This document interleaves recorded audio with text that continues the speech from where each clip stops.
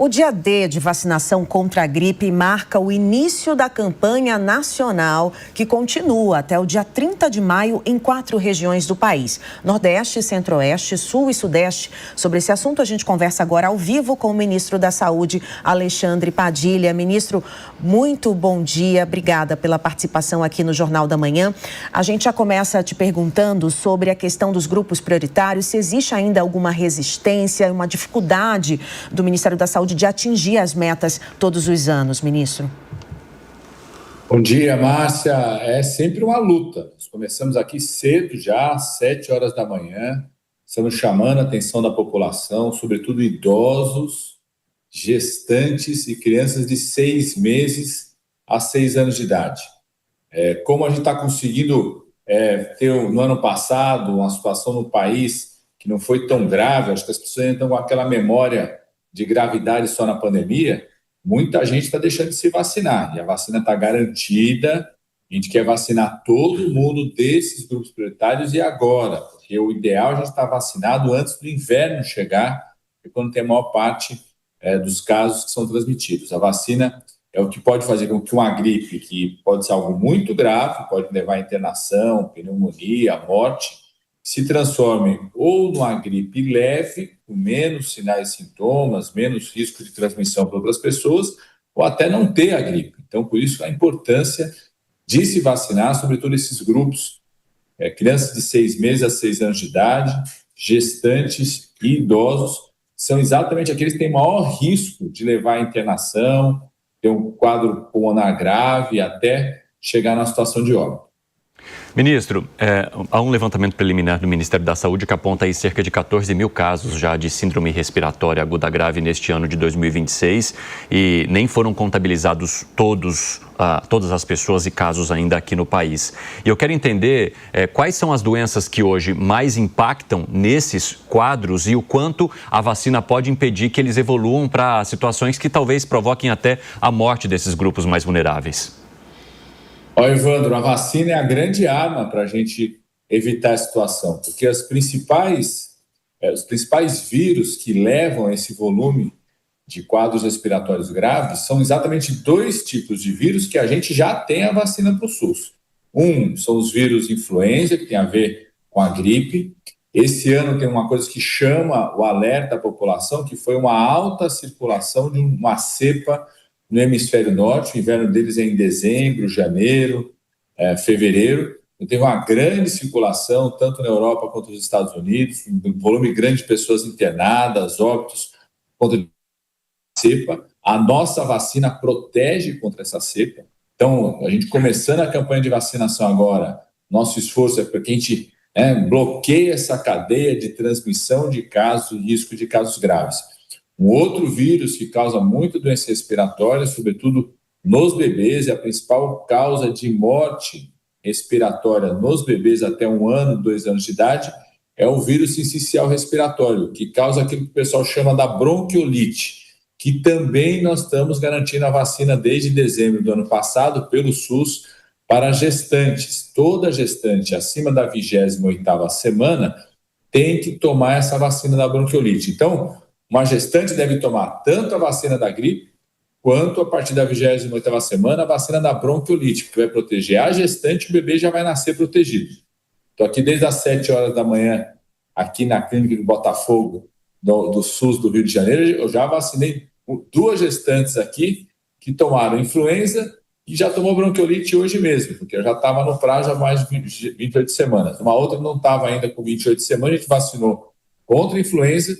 Quando chegar na 28ª semana, ela vai tomar a vacina da bronquiolite para proteger a si e o bebê, porque o bebê já nasce protegido, porque os anticorpos passam da gestante para o bebê. Aliás, a importância de vacinar também para a influenza, a gestante é essa também. Além de proteger a gestante, ela também vai passar os anticorpos do bebê quando nascer, vai nascer protegido para influenza também. Ministro, você sabe que quando eu engravidei, eu não tomei essa vacina da bronquiolite, eu não tinha esse conhecimento e o meu filho acabou pegando a doença com 1 ano, mais ou menos. Não foi tão grave, não precisou de internação, mas a gente sabe que realmente nesses casos a criança fica internada, né, tem que ter colocar um tubinho, né, com oxigênio, é uma internação longa geralmente. Então, muito importante essa sua chamada aí para as grávidas também se vacinarem. A Mônica Rosenberg, nossa analista, também quer fazer uma pergunta, ministro. Bom dia, ministro. Que bom conversar com o senhor. Eu tive o mesmo problema também, não vacinei contra a bronquiolite e meu filho teve com 9 meses, então realmente é bem importante. A minha pergunta é em relação à vacinação em geral. Muito bom que esta campanha esteja acontecendo e eu queria saber se o senhor acredita que a gente pode voltar a ter campanhas com sucesso para a vacinação de outras doenças, como o sarampo, que o brasileiro estava parando de acreditar e agora volta a confiar na vacina. É importante que volte a crescer a presença de pessoas. O senhor acredita que nós podemos ter esperança de voltar a ter vacinas com sucesso e que as pessoas venham e voltem a estar protegidas contra doenças como o sarampo, outras tão graves que estão voltando por causa da queda da cobertura vacinal?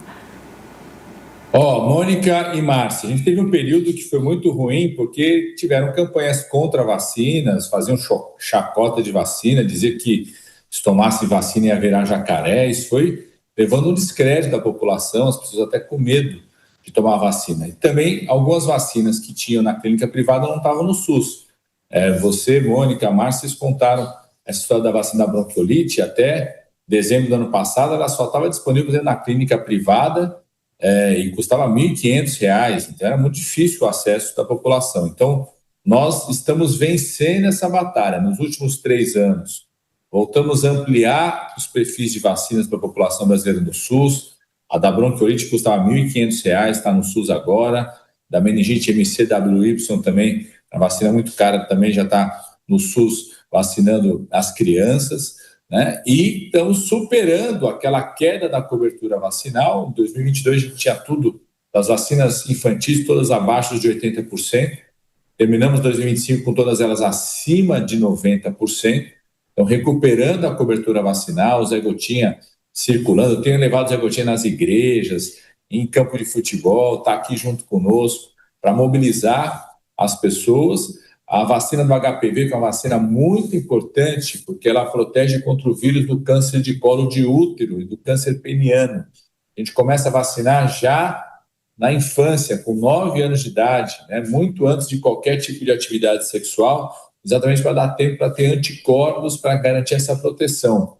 Hoje, nas meninas, a gente está com a média 5 vezes maior do que a média mundial. A gente chegou quase a 90% em 2025. A gente quer chegar 90% em 2025, nós inclusive prorrogamos para quem tem de 15 a 19 anos poder recuperar, porque não vacinou durante a pandemia, então poder recuperar a sua vacina agora, e acredito que nós vamos crescer bastante, ultrapassou 70% entre os meninos também, estão avançando. Então, tem uma longa batalha ainda. Você citou um caso importante que é o sarampo, Mônica. O sarampo explodiu no hemisfério norte. Hoje, no continente americano, mais de 90% dos casos de sarampo estão concentrados nos Estados Unidos, tem o maior crescimento, no Canadá e no México, inclusive por conta de campanhas contra a vacina, de interromper a vacinação. A gente só não voltou a ter casos de sarampo transmitido no Brasil por conta desse esforço do SUS. O último que teve foi de Nova York, no final do ano passado, o que veio de Nova York, o outro. No mês passado, também em São Paulo, teve um caso de uma pessoa que circulou pela Bolívia, né, uma criança boliviana, e a gente está fazendo esse esforço, uma marcação cerrada para proteger as pessoas aqui, para a gente não ter a volta de doenças como essa. Ministro, eu quero aproveitar a tua participação conosco, a tua experiência política também, para te questionar sobre alguns temas que estão agora na pauta do nosso noticiário e que a gente gostaria muito de entender o seu posicionamento. Por exemplo, a CPMI do INSS, que terminou sem um relatório definido, até porque houve uma votação contrária da base governista ao que foi apresentado pelo relator Alfredo Gaspar e ao fato também do presidente da CPMI não indicar um outro relator, como poderia acontecer em casos como este. Como é que o senhor avalia o desfecho dessa comissão e o fato dela tentar indiciar também o filho do presidente Lula? Você sabe que eu virei a chave, né? Porque eu estou aqui no Ministério da Saúde, mas certamente num caso como esse, o que importa é a investigação que é feita pela Polícia Federal. Pela Polícia Federal, pela Justiça, porque eles que são isentos. Tem muita gente que quer levar para um terreno da luta política, da briga ali dentro do Congresso, que muitas vezes contaminam a investigação. Então, o presidente Lula deu toda a autonomia para a Polícia Federal investigar quem tiver que ser investigado em relação a esse caso. Esse problema do INSS é um problema que começou no governo passado, então tem que ir atrás de todo mundo que começou a origem da situação do INSS, quem plantou essa situação, e o presidente Lula dá toda a autonomia para a Polícia Federal investigar quem tiver que ser investigado e vai a limpo nessa situação que começou no governo passado. Ministro, não tem como também a gente não citar as eleições deste ano, a saída de muitos governadores para outros cargos. O senhor já sabe do seu futuro político? Já sim, o meu futuro político já está aqui no Ministério da Saúde. Eu me comprometi com o presidente quando ele me convidou no ano passado para assumir o Ministério da Saúde, que eu não ia disputar a campanha de reeleição de deputado. Sou deputado eleito por São Paulo, tenho muito orgulho nisso, mas estou licenciado para assumir o Ministério da Saúde e vou ficar até o final. Eu tenho dito que a única participação que eu vou ter nessas eleições é não deixar negacionista, quem é anti-vacina, quem é anti-saúde, voltar a querer governar o país ou o Ministério da Saúde, porque a gente viveu tudo que a gente viu durante a pandemia. E, rapidamente, ministro, o senhor já sabe qual chapa o presidente vai formar nessas eleições ou é uma informação que ainda não chegou a essas cadeiras? Não sei não, mas sei que vai ser a chapa vencedora, tenho certeza absoluta. Essa composição dele com o vice-presidente Alckmin, acho que é uma chapa de muito sucesso, acho que o vice-presidente Alckmin tem cumprido um papel muito importante, a gente sabe que ele pode vir a cumprir outros papéis, mas o próprio presidente Lula falou, seu espaço está garantido aqui, vice-presidente Alckmin, se quiser disputar como vice-presidente, se quiser pensar em ter outros papéis, ele lidera as pesquisas, por exemplo, da campanha do Senado em São Paulo, né? Então, mas deixa eu contar pela confiança. Eu vi essa chapa nascer, muita gente achava que era impossível, e eu convivo com os dois e percebo a confiança, a lealdade. O vice-presidente Alckmin tem um papel muito importante agora na garantia da nossa soberania, no debate aí para a gente não ser prejudicado com retaliações, fortalecendo. Eu tenho uma parceria muito forte com o vice-presidente Alckmin na área da saúde e a produção industrial. Essa semana nós inauguramos uma planta fabril em Goiás que vai produzir todas as cadeias, etapas da produção do Buscopan, que começa com a plantação, né, de uma planta, a Duboisia, lá no Paraná, é a segunda fazenda do mundo, onde que tinha na Austrália, e aqui já está produzindo 2 vezes mais do que produz na Austrália, e vai até o final da produção do medicamento, a parceria saúde e indústria, garantindo soberania na produção do Buscopan. O famoso Buscopan vai ser 100% produzido aqui no Brasil. Ministro, muito obrigado pela tua participação conosco hoje, as portas estão sempre abertas.